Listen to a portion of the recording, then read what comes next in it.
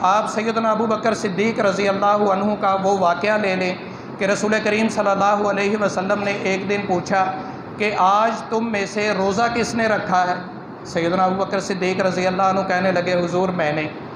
آپ نے فرمایا کہ من عاد منکم المریض اليوم، کہ آج تم میں سے مریض کی عیادت کس نے کی ہے؟ سیدنا ابو بکر صدیق رضی اللہ عنہ کہنے لگے کہ حضور میں نے۔ نبی صلی اللہ علیہ وسلم نے پوچھا کہ تم میں سے آج صدقہ کس نے کیا ہے؟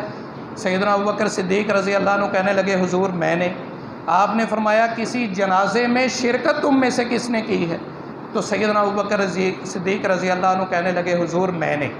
اب یہ کامل اطاعت کی صورت ہے کہ جو بھی نبی کریم صلی اللہ علیہ وسلم کا فرمان ہم تک پہنچا اس پر عمل کرنے کی ہم لازماً کوشش کریں۔